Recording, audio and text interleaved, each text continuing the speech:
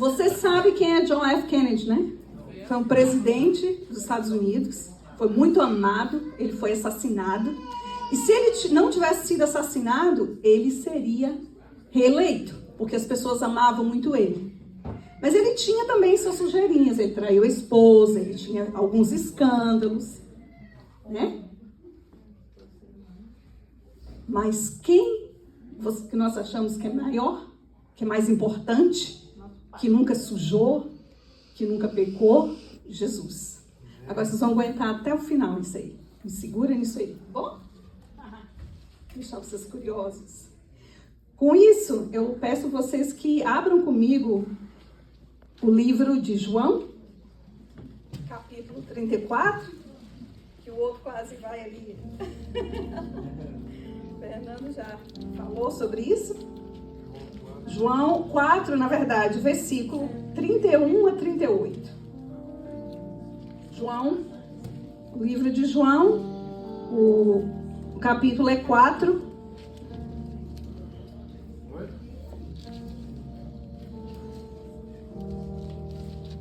Então, nós vamos ler um pouquinho aqui, tá? A ceifa e os ceifeiros como começa ele. Todo mundo encontrou? João 4? Amém.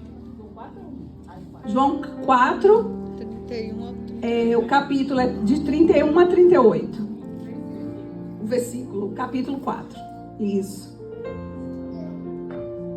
Nesse interim, os discípulos lhe rogavam, dizendo: Mestre, come. Mas ele disse: Uma comida tenho para comer, que vós não conheceis. Dizeis então os discípulos uns aos outros: Teria porventura alguém trazido o que comer? Disse-lhe Jesus: A minha comida consiste em fazer a vontade daquele que me enviou e realizar suas obras. Não dizeis vós que ainda há 4 meses até a ceifa? Eu, porém, vos digo: erguei os olhos e vede os campos que já estão branqueando para a ceifa. O ceifeiro recebe desde já a recompensa e entesoura o seu fruto para a vida eterna. E dessarte se alegram tanto o semeador como o ceifeiro, pois no caso o ditado é verdadeiro. Um é o semeador e o outro é o ceifeiro. Eu vos enviei para ceifar o que não semeaste. Outros trabalham e vós ceifastes no seu trabalho. Glória a Deus. Põe a mão sobre o seu coração. Senhor, meu Deus, meu Pai, glorificado seja o teu nome nessa noite. Senhor, aqui está a tua verdade, a tua palavra. É ela que vai cortar na medula, nos ossos, na carne. Simplesmente, meu Deus, eu serei um canal para que essa palavra venha fluir em nossas vidas. Fala com meus irmãos assim como tu falou comigo. Abre, Senhor, o entendimento, Senhor, de coisas até aqui. Talvez eu nem vou falar, mas eles, ao ouvir a sua palavra, vão se atinar para coisas, Senhor, que tu quer falar na vida deles, no ministério deles. Abrir, Senhor, entendimento para esse chamado maravilhoso que tu tem para cada um de nós. Poderoso Deus, eterno Pai, nós te glorificamos nessa noite e pedimos, Senhor, venha semear nos nossos corações o desejo de falar do teu amor e da tua grandeza, porque maior tu fizeste por nós, e nós temos uma vida eterna, Pai. Nós temos uma dívida eterna de um sangue vertido que pagou por nossas vestes brancas. Por isso nós te glorificamos nessa noite, em nome de Jesus. Amém. Podem sentar, irmãos.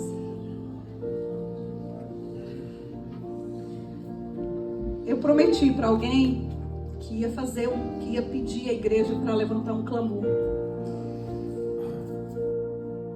E eu vou abrir um parênteses para a gente fazer esse clamor, porque eu fiquei na promessa de clamar.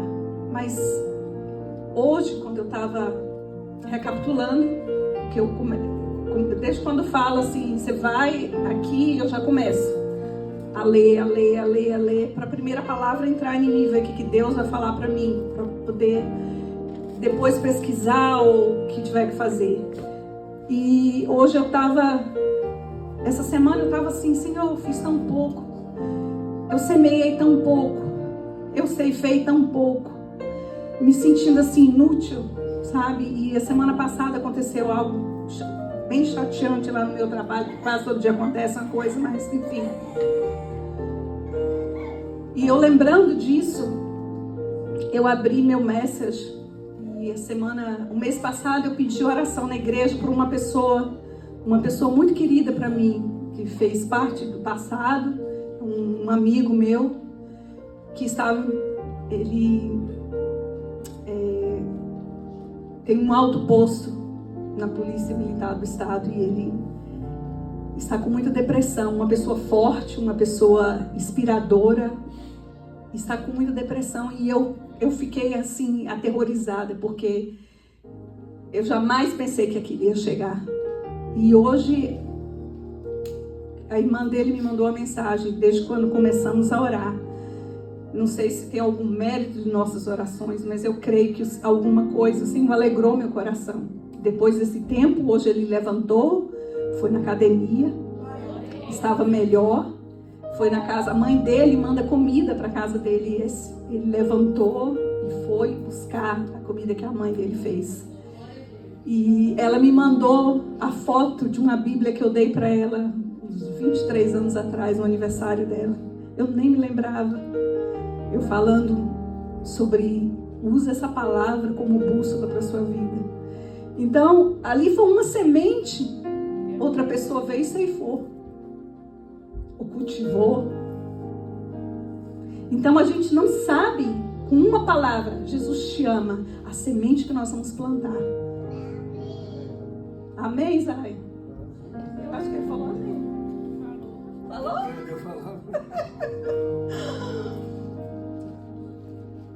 Aqui,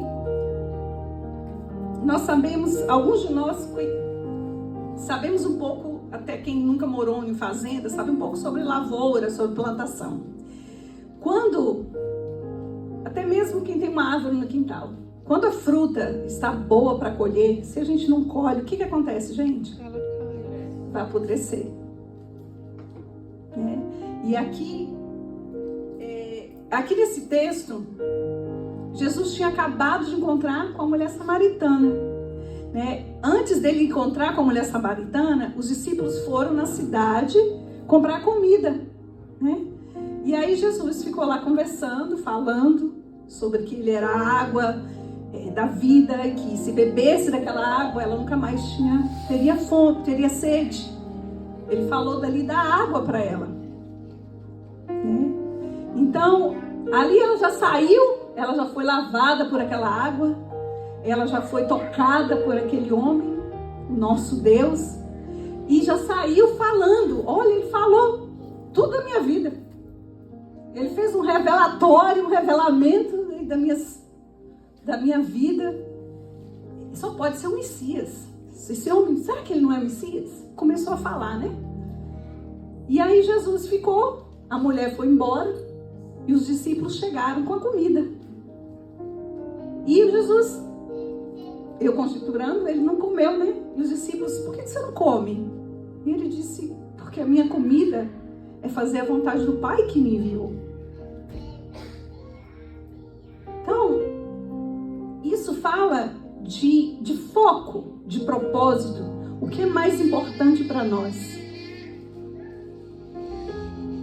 Por alguém que pagou pelas vestes novas que nós vamos ter e pagou e preparou a nossa morada. O que nós vamos fazer? Hoje eu vim ouvindo aquela música do Fernandinho que diz: nunca mais serei o mesmo quando ele tocar em mim. Então, quando nós somos tocados, nós somos gratos por ter sido salvos.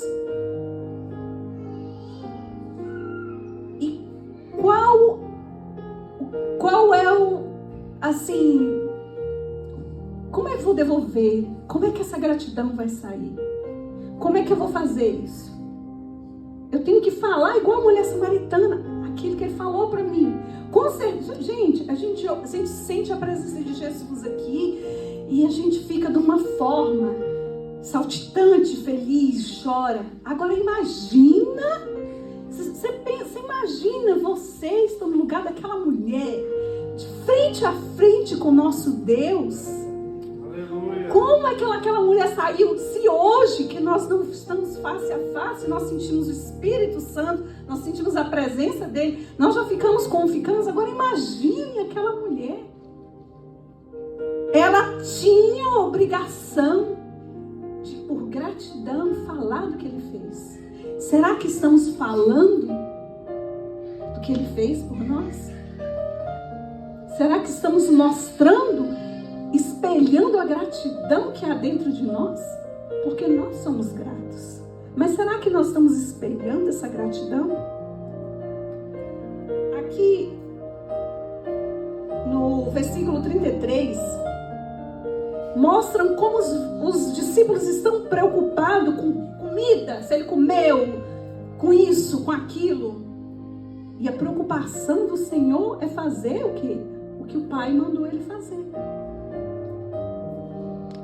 No 34, fala que a nossa missão, teria que ser prioridade. Por tanto que nos é dado, pela comida, pelas vestes, pelo cuidado, por trabalho, pela família.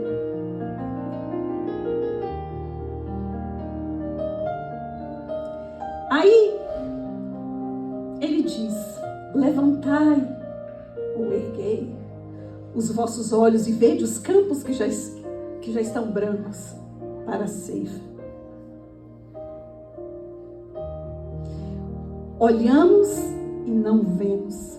Nós olhamos, mas a gente não vê que o campo está branco. Essa semana passada, eu creio, eu conheci uma pessoa na joalheria brasileira e conversamos sobre várias coisas.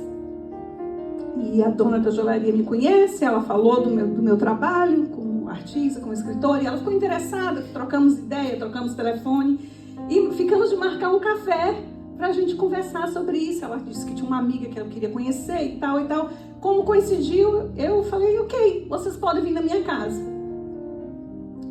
E aí eu fiz um chá pra gente e veio uma pessoa, a amiga dela. Conversamos sobre tudo, sobre tudo. E a amiga dela estava interessada em fazer um evento com artes e não sei o que, e foi falando. E aí eu falei, ok, vamos comer e a gente segue a conversa. E aí eu falei assim, olha, eu preciso orar pela comida. Tá ok com vocês? Aí, sim, eu orei, abençoei a comida. A partir dali, a atmosfera já mudou. Uma simples oração abençoando a comida. Já mudou. E aí, fomos conversando e ela, uma das moças, essa amiga dessa pessoa que eu conheci, começou a falar sobre algumas coisas que ela queria fazer, isso, aquilo. E na hora o Senhor me lembrou quem eu sou. Eu sempre falo isso. Eu não sou uma artista cristã. Não, eu sou uma cristã artista. O Senhor primeiro me chamou, depois Ele me deu, como eu disse na outra pregação, Ele me deu os talentos. Primeiro é o ID. Esse é o primeiro chamado. E aí, Deus foi abrindo e foi observando. E eu sei que eu fingi dos ovos, depois, gente, terminou. Eu lendo a palavra, fazendo oração por elas. E acabou o resto. Esquecemos de tudo. E eu fiquei assim, e todas duas crentes, tudo agente secreto. Só que uma estava mais consistente, ela já estava mais madura na fé. Mas se eu não tivesse ali, não tinha essa conversação. Ia conversar sobre todas as coisas, menos Deus. Fala, Deus é bom, mas não tinha mudado isso. E uma delas estava precisando de muita oração. E tudo que ela falava era a sua formação. Ela dizia, eu faço isso, eu sou isso, eu faço isso, eu sou isso. Mas depois ela começou a se quebrar e começou a contar algumas coisas dela. Uma pessoa que não precisava daquilo tudo que a gente estava, precisava do Senhor, precisava de uma palavra, de uma oração, de Jesus pode fazer. E às vezes é só o que é, como o pastor Júnior sempre fala, às vezes nós não vamos pregar para muitos, vamos pregar para 20, para 15, para 2, para o meu vizinho, para aquele endemoniado que trabalha com você, aquela Jezabel, aquele Nabucodonosor que trabalha contigo. Você vai pregar para ele, né? E aí,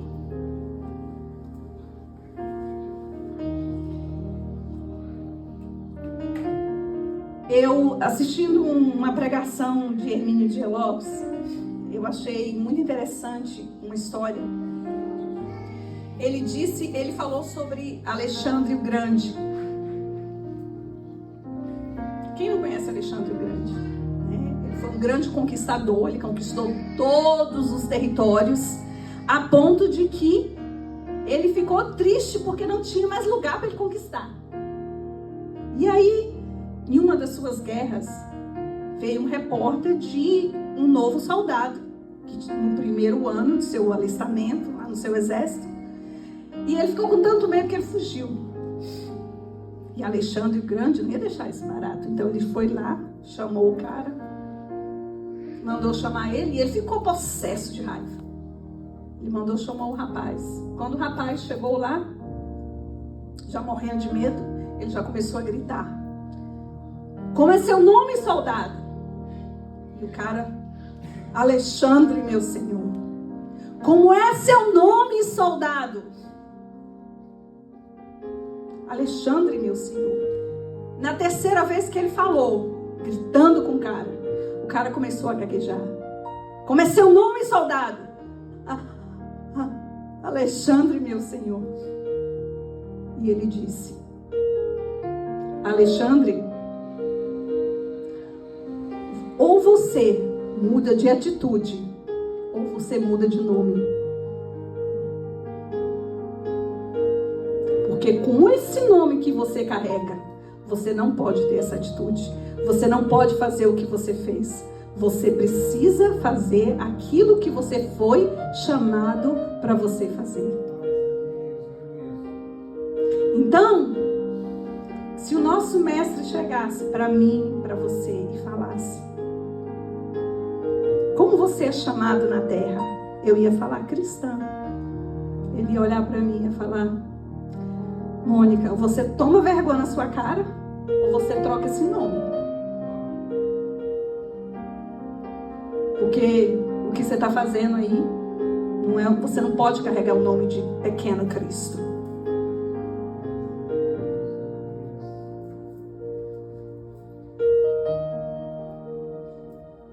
A ordem já foi dada. Levantai os vossos olhos e vede os campos que já estão brancos. Nós carregamos o nome de Cristo. Mas será que nós estamos fazendo aquilo que nos foi imposto?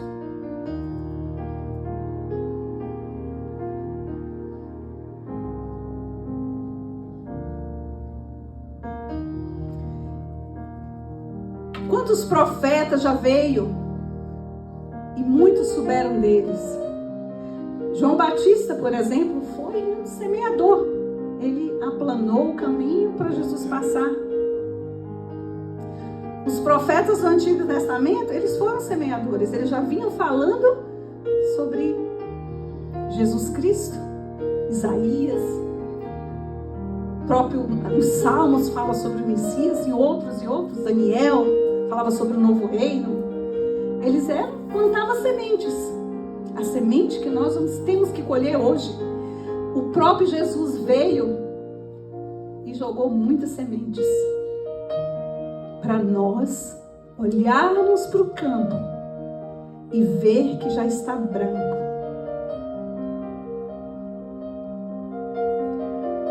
O ano passado, eu tive uma ideia de a gente fazer evangelismo na rua. E nós conversamos, eu conversei com a Ariela, com a Eliane, eu falei com o pastor e não deu certo. Mas depois de apanhar, eu gostaria de convidar a igreja para esse verão, até o fall, que fosse uma vez por mês, saíssemos para evangelizar. Se uma pessoa for comigo, eu vou. Sozinha fica complicado. Mas eu preciso de uma pessoa para começar. Eu convido a vocês a me acompanharem para isso.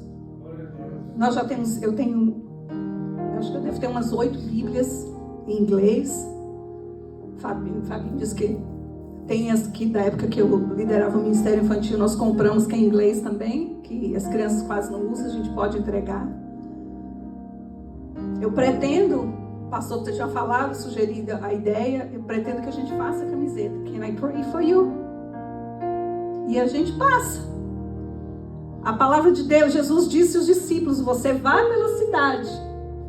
Se não te receberem, bate os pés, sacode a sua roupa e vai embora. Se receberem, se quiserem, nossa oração a gente ora. Se quiserem uma palavra, a gente dá.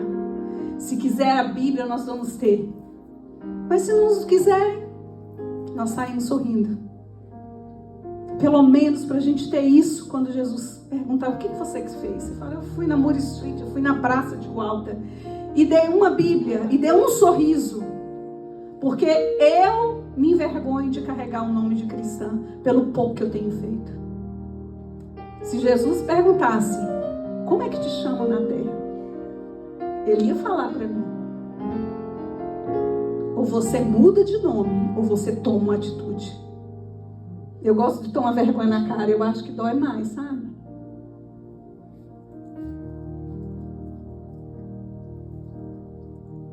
Quando Jesus me quebrou, porque eu já fui chamada muitas vezes, mas eu nunca vim. Eu vinha ficar com o pé no mundo, eu ia quarta-feira para a igreja e no sábado eu ia para balada. Fazia campanha na quarta e final de semana eu ia dançar. No dia que ele falou, chega, que eu voltei. Eu não voltei para encher linguiça. Eu não voltei para ocupar banco. Eu voltei para aquele chamado que ele fez para mim quando eu tinha 9 anos de idade. Então, eu tenho feito várias coisas, mas eu sei que o que eu tenho feito, as várias coisas que eu tenho feito, não é nada daquilo que ele quer que eu faça. Então hoje é uma noite de analisarmos o que eu fiz para devolver em gratidão por o sangue que verteu para pagar as minhas vestes brancas. O que eu estou fazendo?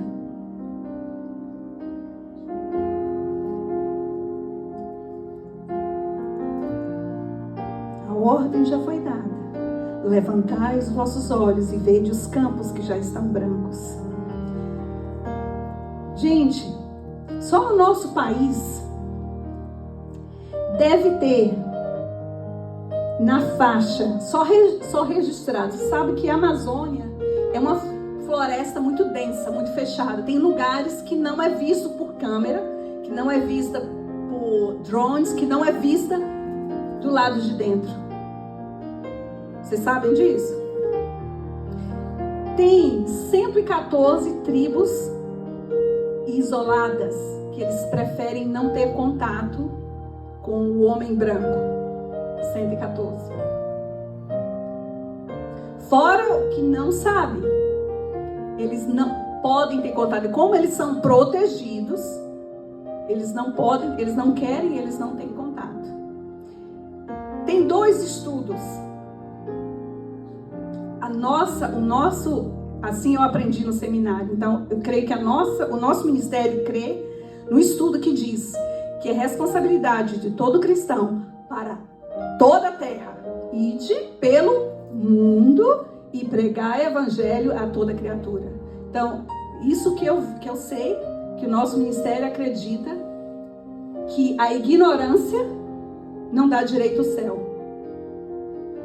Se alguém morrer sem Cristo, essas tribos... Aí tem um outro estudo que eu penso assim, eu falo, gente, eu não acho justo. Mas e se o outro estudo, os outros estudiosos, né, uma outra teoria é que quem morreu como os índios, que não conhece Jesus, eles vão para o céu, porque eles morreram na ignorância e ninguém foi lá falar. Mas, gente, e se for a outra, se Jesus é o único caminho, ele é um único caminho, sem ele não tem céu. De quem é a responsabilidade dessas pessoas irem para o inferno? De quem Jesus vai cobrar? Eu sei que eles são protegidos. Eu sei que não pode chegar perto. Tem um povo aí que não gosta de tomar banho, né? Não vou falar aqui, mas eu acho que todo mundo deve ter um no trabalho, limpa a casa de que passa um talquinho, que passa um pozinho, que não gosta de tomar banho, que tem um cheiro assim, de longe dá pra sentir. E às vezes a gente corre deles, porque eles já têm o Deus deles, porque pra lá, tá pra lá, tá pra lá. E às vezes a gente passa por eles e a gente não planta uma sementinha. Eu tô perdendo, eu já não tinha muita vergonha mesmo, agora eu tô perdendo o restinho que eu tenho e tô tratando de fazer isso. Eu levo cada paulada.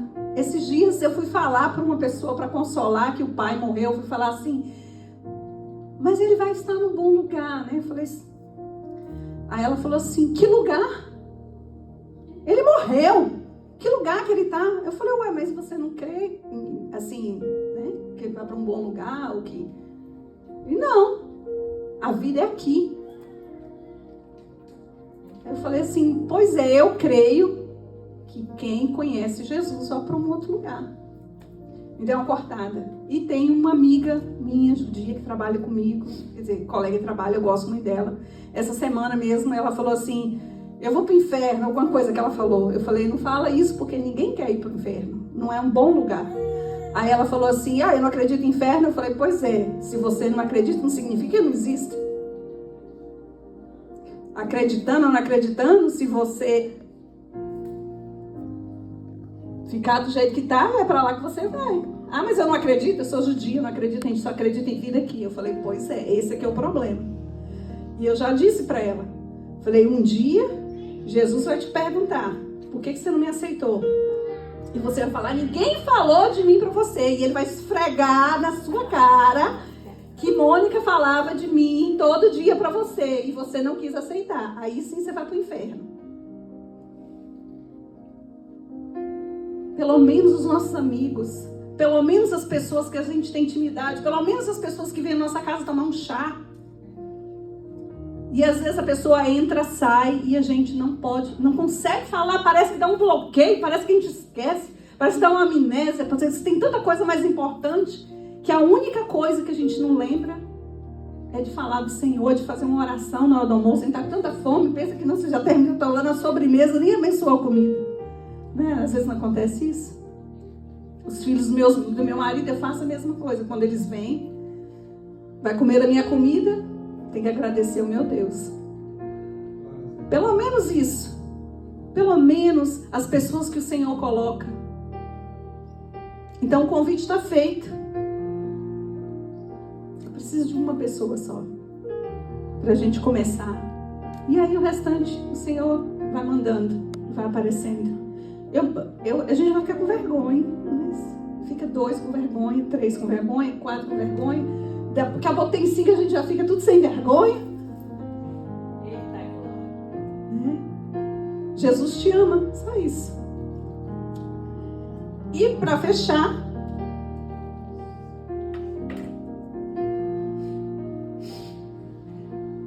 antes de eu matar a curiosidade de vocês, quer dizer, não sei se vocês ficaram curiosos, mas vamos ver quem é maior, já que vocês acham que é Jesus. quem é o melhor? Nós dizemos isso. Mas Jesus Cristo morreu 2000 anos atrás. Tem muita gente que não conhece, não sabe de Jesus. Ele não é famoso. John F. Kennedy morreu há 61 ou 63 anos. Deixa eu ver aqui. 61 anos. Quando ele morreu, ao meio-dia, metade do mundo sabia que o presidente amado dos Estados Unidos tinha sido assassinado. Eu ainda não sei se a metade do mundo sabe quem é Jesus, que ele morreu há 200 anos, 2000 anos atrás, para salvar as nossas vidas, para abrir a porta do céu. Então, para o mundo, maior é John F. Kennedy. E a culpa é de quem? Nossa. De todos que carregam o nome de Pequenos Cris.